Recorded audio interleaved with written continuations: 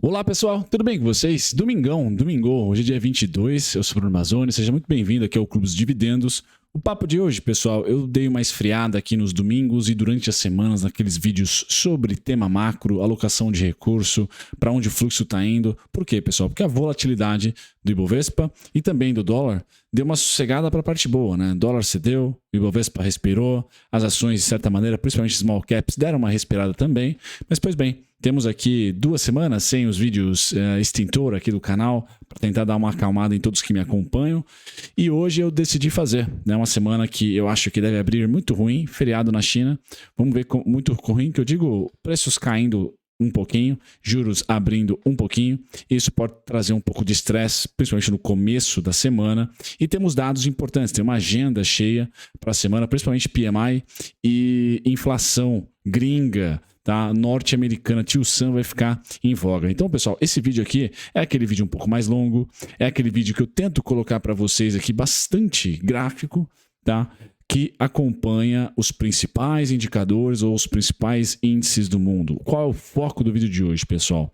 Dólar, S&P, passar de dólar, juros brasileiro, dólar brasileiro e Ibovespa brasileiro. Eu também vou comentar 2 alocações que eu fiz, tá? 3 alocações aqui, ideias de trade que eu compartilhei com vocês e principalmente com o pessoal lá do TC, né, do Traders Club, e que estão andando, né? Uma está muito ruim e foi recente, e as outras 2 estão andando de certa maneira média e a outra boa. Então o Brunão aqui vai colocar um pouco o dedo na ferida das posições mais especulativas aqui que eu tenho de curtíssimo prazo, tá? Além da minha carteira, eu também tenho carteira de previdência. Bom, pessoal, antes de falar de gráfico, vamos à agenda, tá? Então a agenda, quando eu entro na plataforma do TC aqui, segundona é o dia mais morno e é o dia onde o mercado muito provavelmente vai estar mais de olho em Brasília, mais ainda digerindo que as entrevistas do Lula não foram muito interessantes na semana passada. Essa semana aqui, o final de semana, também não foi ali doce, não tivemos nada de novidade de Brasília positiva para de repente trazer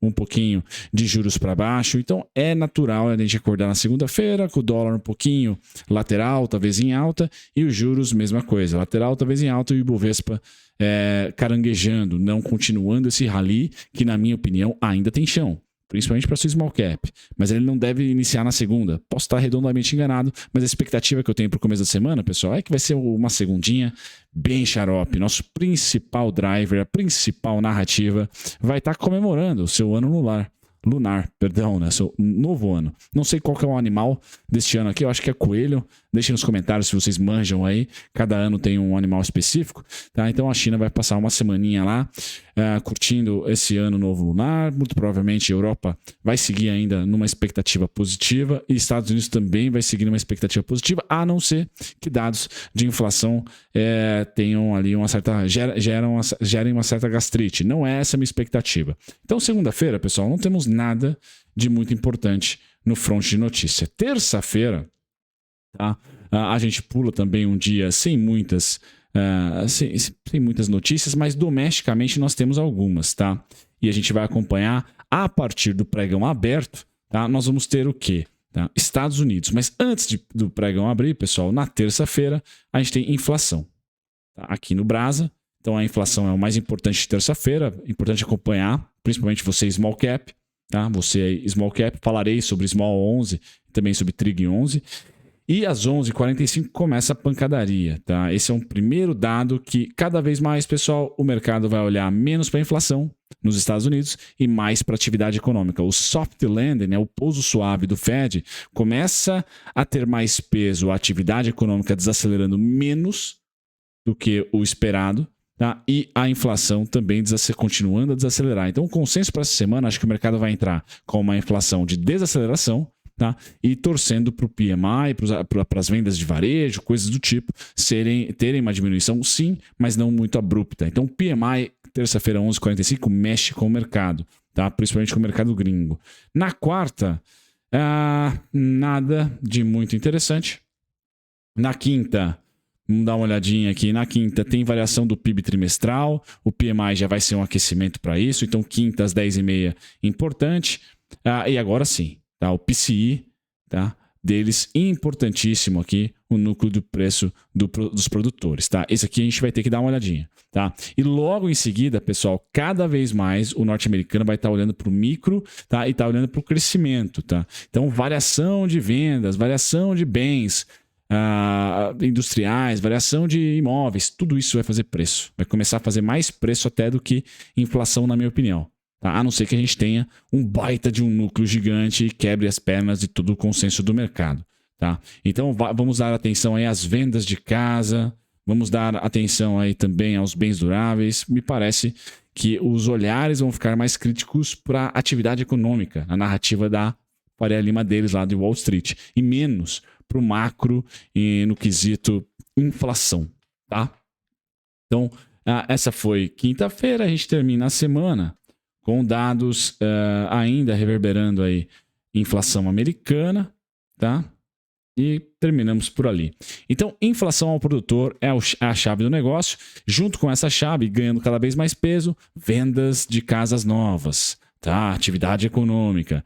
E também tem outra venda que eu esqueci, que eu já coloquei para vocês, também é importante, tá? Olhar todos os dados de economia, tá? Vão ser cruciais nesse final de primeiro trimestre, ou nesse meio de primeiro trimestre. Não estamos no final, né? Meio de primeiro trimestre. Beleza, pessoal? Feito isso, a gente passa das notícias para como o mercado vai abrir. Tá? Na segundona. Vai abrir na segundona com China, que é a principal narrativa desse primeiro trimestre, está descansando, e o minério de ferro nas máximas, com baixíssima liquidez, mas o petróleo negociando. Então, quem que vai ser um grande motriz aqui é o próximo gráfico que eu posso colocar depois do S&P. Petróleo, pessoal. O minério de ferro estaciona, deve ter uma lateralização, você da Vale aí, uma lateralização, um descanso, tá? Mas a Petrobras ainda tem alguns centavos, alguns reais que podem subir, aqueles 20% de alta dos vídeos anteriores, beleza? E o petróleo pode ser um driver bem importante, tá? Bem importante mesmo. Quem sabe o principal driver da semana. Isso ainda atrai dinheiro para emergentes. O dólar, pessoal, tende a achar fundo logo, tá? Entre os 103 e os 99 é o fundo do dólar que eu considero, tá? O fundo para o ano.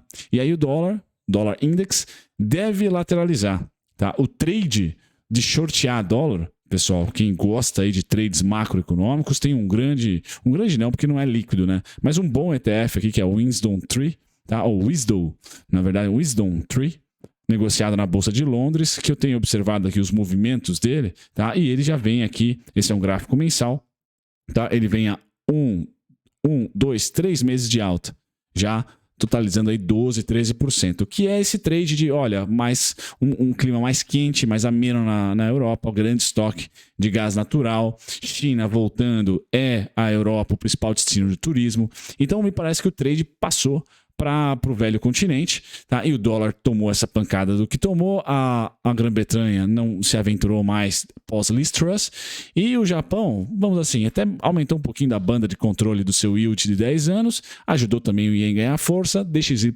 capotou. O DXY, pessoal, deve continuar nessa narrativa de capote.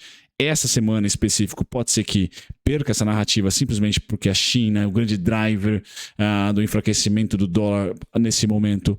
Está estacionada, né? Está com feriado, mas ainda assim acredito que o euro tem uma chancezinha, e esse ETF que é basicamente você comprar euro e shortear o DXY, né? Acredito que ainda tem um espaçozinho para andar até os 33? Pode ser que sim, tá? Então é um movimento macro que eu tenho observado de curtíssimo prazo, e o DXY corrobora com isso, pessoal, terminando essa queda nessa fase de preços. Tá? Então o trade pró-emergente ele está com os dias contados, minha opinião, tá? Desse rally. Depois a gente vai ter um mercado lateral, não só para o Brasil, mas também para os Estados Unidos. Eu acho que o S&P também lateraliza mais para o segundo, terceiro trimestre. Eu já mostro para vocês o próximo gráfico, que é o mais importante, o S&P. Quem me pediu lá no Clube dos Dividendos uma análise do S&P, eu faço essa análise, pessoal, todos os dias úteis, de segunda a sexta, na TC Rádio. Eu participo da TC Rádio, principalmente por volta das 9 horas da manhã. Pulem lá no canal TC Rádio aqui no YouTube e vocês vão me acompanhar. Eu entro 9,2 na abertura do mercado futuro, mas eu falo sobre commodities, índice dólar, né? Mas falo sobre commodities e falo também sobre DXY nos Estados Unidos, principalmente S&P, tá? Então o S&P, pessoal, tá salvando a minha alma aqui, pois eu falava do principal ponto do rally natalino para se comprar 3.822, ficamos lá. Então, demoramos aqui para sair, mas deu certo. E agora o principal ponto, um pouquinho acima, um pouquinho mais inflacionado, era 3.924, 3.916. Pela velocidade que descemos aqui, Brunão falou, puta, vou errar essa. Mas não, deu certo. E eu acho que, sim, este candle aqui, eu fico falando na rádio lá todos os dias, né? Será um candle arrependido. Tá? Porque os comprados vão amassar ele. Não por muito, vão até os 4.223. Então, esse primeiro trimestre, pessoal, a gente deve ter um lugar bonito para os alocadores de recurso em ativos de risco, onde S&P para cima, comedido mais para cima, tá? S&P para cima, Europa para cima, emergentes para cima e commodities para cima, tá? E o dólar, tá? Lateral. Então, esse aqui é o mundo perfeito. Só que ele não é sustentável, pessoal. Porque nenhuma inflação no mundo desenvolvido e também no mundo emergente está controlada ainda. Está na meta. Controlada até podemos dizer que sim, né? Pelo menos já acharam um pico ali. Mas não está na meta. Então as condições financeiras estão apertadas. Tá? Então alguém aqui vai mentir. Tá? A grande segurança para 2023, qual que é o trade que vai sugar a liquidez em algum momento, na minha opinião? É o ouro, tá? Que também está subindo bastante. Então, nesse hiato de final de dezembro, entre novembro e final de novembro e dezembro, janeiro, fevereiro, talvez, mas principalmente janeiro, tudo está subindo. Todos os ativos de riscos estão interessantes. Os yields, as curvas de juros estão ou laterais ou cedendo. Tá? O Brasil está bem lateral, a gente vai olhar para isso. Então é um ano tático, sim, mas é um ano tático que nesse ou nesse início, é buy, é compra. Tá? Não tem porquê aqui você taticamente não aproveitar algum tipo de alta, porque nós temos essa expectativa que o Fed não vai precisar mais subir tanto juros, a inflação está cedendo e dados econômicos fracos ainda não batem no mercado. E a temporada corporativa dos Estados Unidos está acelerando. Então me parece que o setor de energia e o setor financeiro serão os próximos donos dos ralis nos Estados Unidos, assim como foram os bancos aqui em 2013, 2014 aqui no Brasil, tá? Bancos e elétricas. Eu acho que o setor de energia, né? Petróleo, gás, oleoduto, essas coisas todas vão ser uma boa alocação. Inclusive, eu vou fazer vídeo sobre isso, né? Falando para vocês do ETF XLE, que está indo muito bem. E tem ETFs de utilities também, que devem ir muito bem, e o setor financeiro deve ir muito bem. Agora, as techs, pessoal, que são as responsáveis por esse ralizinho que pode beijar aqui os 4.200, acho difícil, mas também é alvo aqui os 4.400 ou 4.500, mas é mais difícil, está em vermelho, o cenário base é sempre um amarelo. Olha, as techs não devem ter o rally das últimas décadas, tá? Eu acho que vai vir regulação pra caramba, tá? Bastante imposto também, porque tá cheio de estado aí, com o saco cheio de ter esses monopólios aí, criando dificuldades nessa comunicação de protestos esquisitos e de teorias das conspirações. Então acho que o setor Big Tech deve sofrer uma paulada, além do fato de que os juros não deve ser cortado tão cedo. Então, setores defensivos devem ser, e dividendos, né, devem ser os principais a atrair capital. Ou seja, pela primeira vez nos últimos 10 anos, valor é melhor do que crescimento, tende a performar melhor do que crescimento nos Estados Unidos. Aqui no Brasil a gente já está acostumado com isso, né?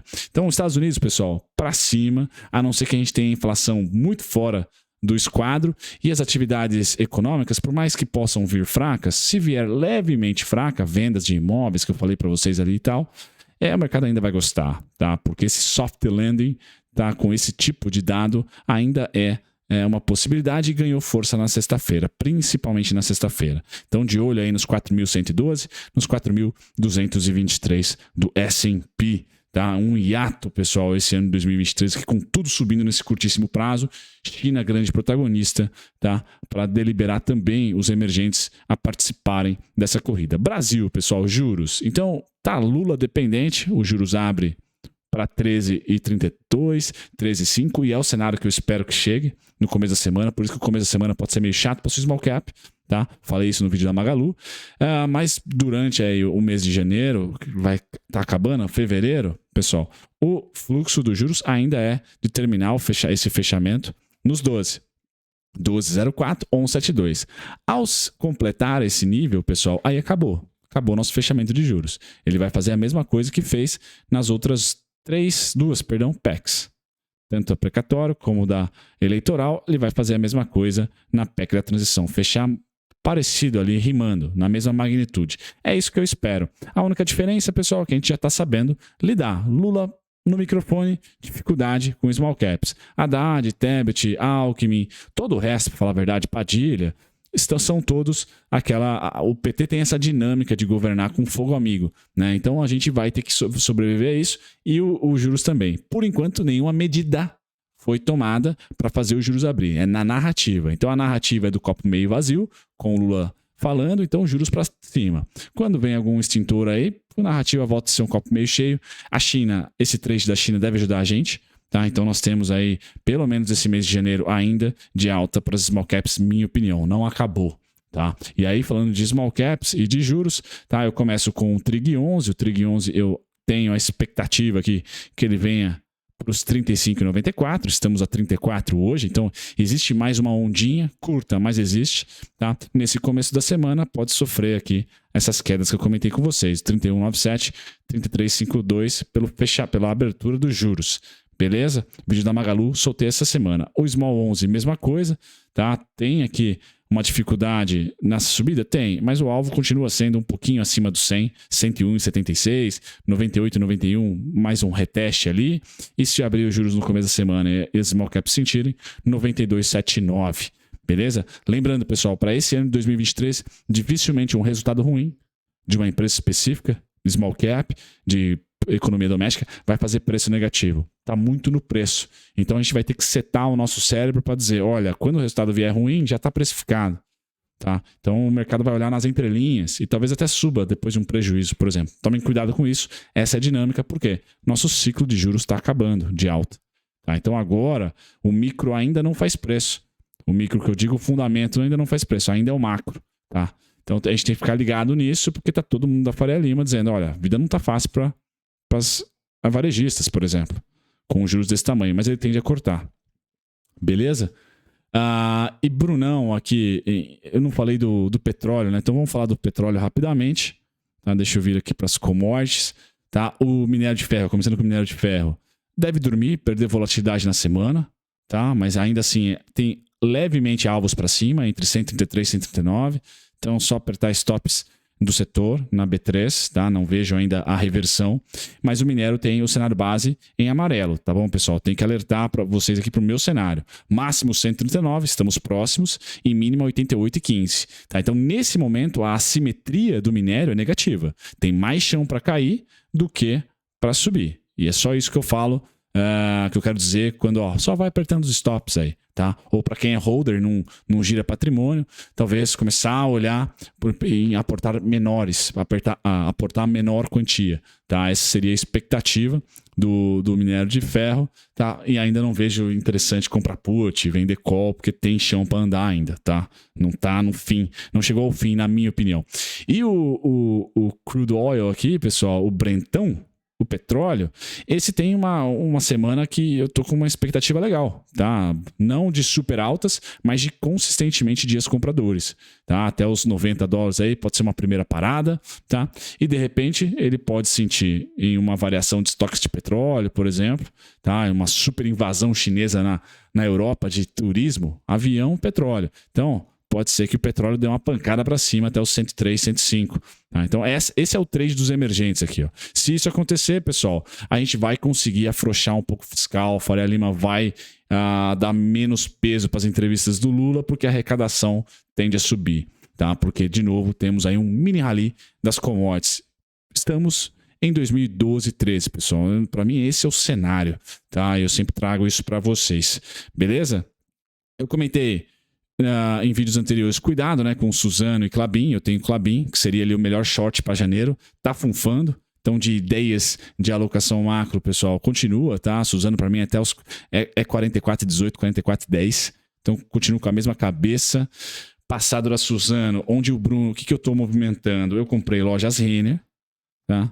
Não é recomendação aqui, pessoal. Eu comprei lojas Renner, tá numa dificuldade danada, tá? Eu tenho ainda aportes em 17,34 e 18,23, se não me engano, né? Mas principalmente 17,34, tá? Só fiz o aporte em 19,75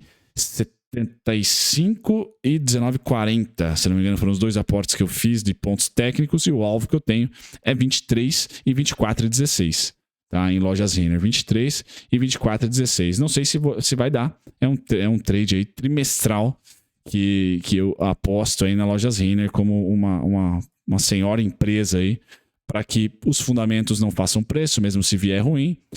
Teve uma notícia da C&A que foi ruim, mas já mentiram, né? Já desmentiram, perdão. Então, Lojas Renner é a parte long que eu tô para esse primeiro trimestre, com quase 4 posições em aberto. Dessas 4, 2 foram startadas e o alvo é em R$23, mas principalmente R$24,16. Tá? Então, Lojas Renner seria ali essa expectativa que ela pode ficar aqui o mês de janeiro, o mês de fevereiro, março, não sei, lateralizando, ainda em declínio, mas em algum momento neste ano aqui, tá? Bate os 24,16. Essa é a minha expectativa, seja no corte de juros, no segundo semestre, ou seja numa especulação aí de algum boom que nós tenhamos aí de fechamento de juros e ela galopa para cima. Então esse é o trade que eu vou olhar para ela e eu erro se ela passar muito tempo ou tiver algum sinal de venda muito forte abaixo dos 17,34. Então a Lojas Renner, eu utilizo aqui o gráfico semanal, olhei muito para o IFR, que eu falei para vocês, venho falando para vocês, que é o principal indicador para esse ano aqui, na base semanal. Então tá ali os 18,77, 19,40 e poucos e 19,75. Tá faltando só o 17,34 que não tocou. Seriam as regiões ali que eu tenho interesse em abrir posições compradoras. Tá? Abaixo dos 15,56, a depender do evento, eu stop, errei, tchau, porque eu estou posicionado em ações. Tá? E 24,16 é o alvo ali, 23, 24,16, depois 26,32 também acabam sendo interessantes. Não inverte tendência, mas como eu falei, eu estou com essa expectativa que as small caps, elas perdem a tendência de queda de 2021 e lateralizam. Não ganha alta. Tá? Esse é o cenário para as small caps. Enquanto os juros, na outra onda, perde a tendência de alta de 2021 para frente e ganha lateral. Quando cortar, pessoal, os juros inverter, tá? Com certeza as small caps, com certeza, eu espero que as small caps bem antes já tenham invertido. Tá? Então eu não sei dizer quando que isso vai acontecer, tá? Por isso que algumas apostas bem, vamos dizer assim, conservadoras, entre aspas, né? Porque não deixa de ser um trade, eu vou fazendo, eu escolhi a Lojas Renner e também comprei essa aqui é bem especulativa, eu comprei call longa da Edux, certo? Então esses são os dois aqui e eu tenho como alvo mínimo para a Edux, tá? Os 13 e 22. Tá? São as duas posições long que eu tô nesse trade emergente de primeiro trimestre, mas também de repente pegar algum tipo de movimento de fechamento de juros nesses próximos meses, tá? Então essas seriam as duas alocações. Falando de dólar, pessoal, dólar para mim nesse momento gráfico diário sente o VWAP, literalmente sente o VWAP. Então muita dificuldade aqui para o dólar continuar subindo. O dólar continua fraco no mundo, mas essa semana feriado chinês, podemos subir. Então tomem cuidado, pessoal, o dólar, seja com entrevista do Lula, narrativa, tá? Ele é 5,318, tá? Tudo acima do 5,318 e do 5,39, aqui 5,37, aí é a chance de se apostar contra. Nesse primeiro semestre, essa vai ser minha opinião. No segundo, se a gente tiver que cortar juros pela atividade fraca, etc., ou pela inflação ter batido na meta, que é quase impossível de pensar, mas vamos pensar assim, aí eu não vendo mais dólar com essa certeza de que o macro está empurrando ele para baixo. Por enquanto tá. Beleza? Então, assim, espero que ele não vá no 5,318, tá? Mas se Brasília ajudar, vai ser bacana, porque a China vai estar fechada. Então, vamos dizer assim, o Brasil vai estar muito mais rodeado de brasileiros e os brasileiros são mais críticos aí a qualquer tipo de notícia política. Beleza? Então, dólar é esse o cenário que eu tenho. O Ibovespa bem lateral, tá? Correndo aqui contra o tempo, já temos 22 minutos, pessoal. O Ibovespa é, como eu falei, né, o cenário que eu tenho para o ano de 2023 é o mesmo de 2022 e o mesmo do final de 2021. Ou seja, estamos em 2010 a 2014, 13, tá? Lateral, entre essa lateralização, vocês perceberam, né? Tem bons ralis, tá? E aí, você, especulador, pode tentar aproveitar, né? Sempre muito difícil, tá? E você, holder, a grande preocupação que eu tenho aqui no canal para trazer valor para vocês é dizer, poxa, tem boas compras para se fazer, tá? Tem boas compras, aumentar a intensidade embaixo, diminuir a intensidade das compras em cima. Nós já temos esses pontos em cima, tá? E embaixo. Então nós já temos esses pontos. Tá? Entre os 102,915 para baixo é onde eu gostaria de aumentar aportes. Do 114,725 até o 123 ali é quando eu diminuo os aportes se eu sou holder. É dessa maneira, utilizando o índice Bovespa como o cobaia. Tá? Eu acho que a gente ainda tem pelo menos, pessoal, um aninho ali. Um ano não. Pelo menos seis meses de lateralização. Tá? Até que a gente encontre de novo um 2016. Tá? Um 2016. Eu ainda acho que o mundo vai ficar multiglobalizado, o que é pró-inflação. Vários países mudando seus parques fabris para dentro de casa. Isso deve aumentar um pouco os preços dos produtos e etc. E aí, emergentes se dão bem, porque a inflação tende a continuar um pouco mais alta, porque isso é inflacionário. Não teremos mais um único país deflacionando ali toda a economia global como foi a China. Acho que esse boom da China não vai ser tão grande. No máximo, a China deve crescer aí 6%, 6,5%. Em 2023, o que não carrega os seus 10, 12, 14 da primeira década dos anos 2000. Tá? Então, eu vejo que o Brasil, mesmo com China, continua lateralizado. Tá? E a gente vai ter que esperar aí o inverno acontecer nos Estados Unidos, tá? Uma recessãozinha lá, alguma coisa do tipo, para tentar chegar em 2016 de novo. Tá? Tentar chegar em 2016 de novo. Por enquanto, não estamos, minha opinião. E aí eu finalizo para os traders aí, pessoal. A gente abre a semana, tá consolidado. Então o índice voltar para 111,250, 111,280, super normal.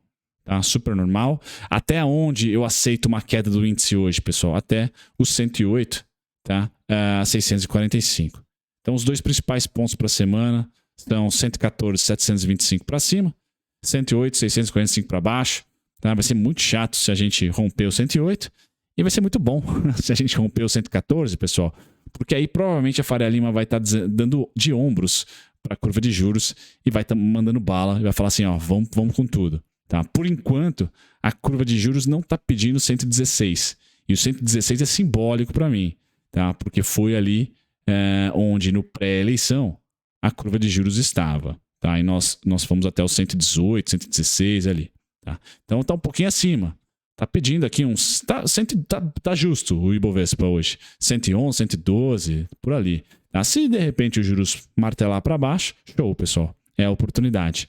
Quem correu o risco no começo do ano vai colher. A minha única dica para vocês é que, olha, a colheita não é tendência. Se bater no 123,500, no 118,420, no 114,725, pessoal, pode cair 10, 15 pontos de uma hora para outra. O mundo está muito travado. Esse trade de emergentes, na minha opinião, tem o destino final, no caso do Ibovespa, venho falando para vocês, no 123,500.